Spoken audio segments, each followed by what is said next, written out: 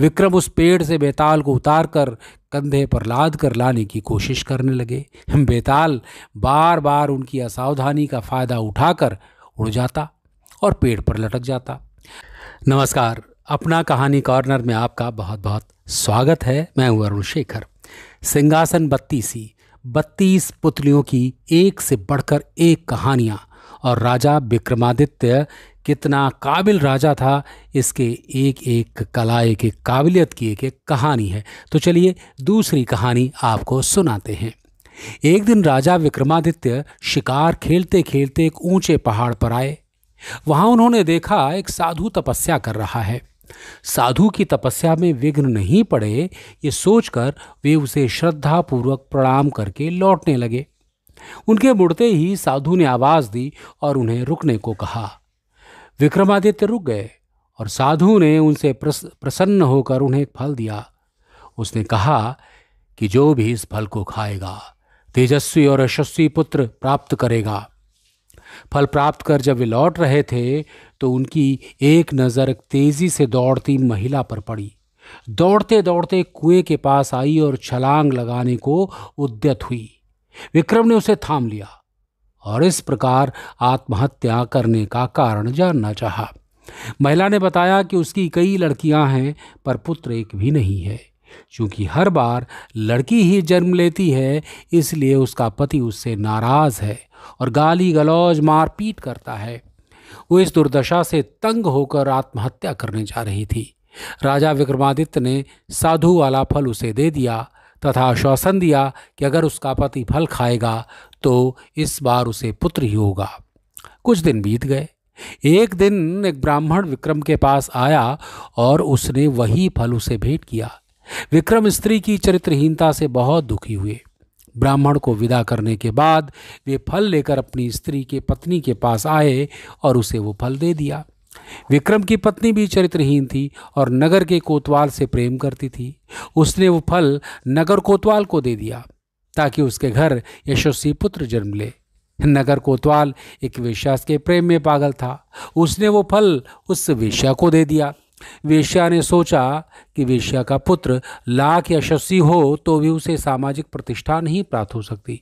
उसने काफ़ी सोचने के बाद यह निष्कर्ष निकाला कि इस फल को खाने का अधिकारी राजा विक्रमादित्य ही है। उसका पुत्र उसी की तरह योग्य और सामर्थ्यवान होगा तो प्रजा की देखरेख अच्छी तरह होगी और सभी खुश रहेंगे।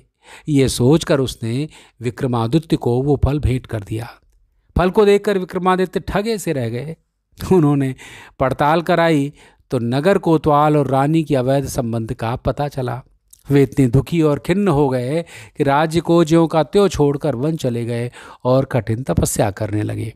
अब चूंकि विक्रमादित्य देवताओं और मनुष्यों को समान रूप से प्रिय थे, देवराज इंद्र ने उनकी अनुपस्थिति में राज्य की रक्षा के लिए एक शक्तिशाली देव भेज दिया।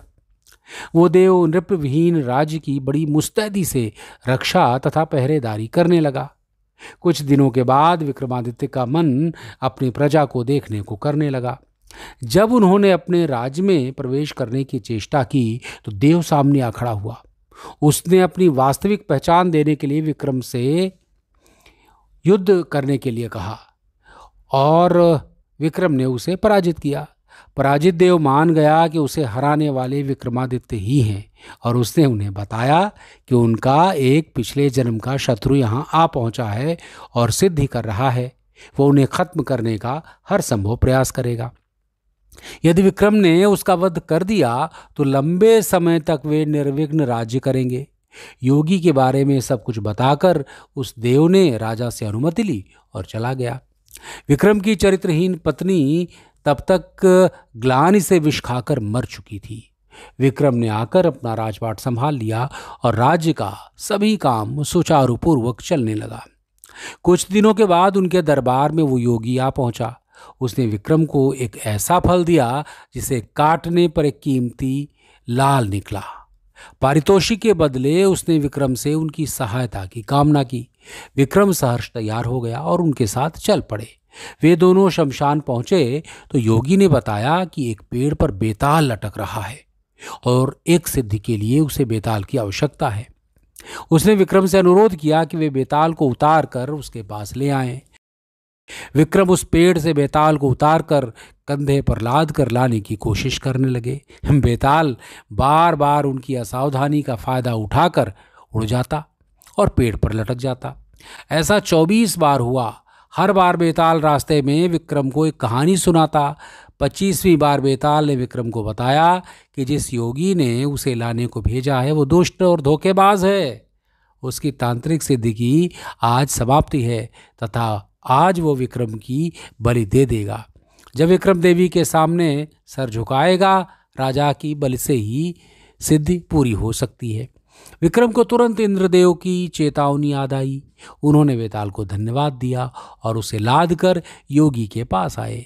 योगी उसे देखकर अत्यंत हर्षित हुआ और विक्रम से देवी के चरणों में सर झुकाने को कहा। विक्रम ने योगी को सर झुकाकर सर झुकाने की विधि बतलाने को कहा। ज्यों ही योगी ने अपना सर देवी के चरणों में झुकाया, विक्रम ने तलवार से उसकी गर्दन काट दी। देवी बलि पाकर प्रसन्न हुई और उन्होंने विक्रम को 2 बेताल सेवक दिए।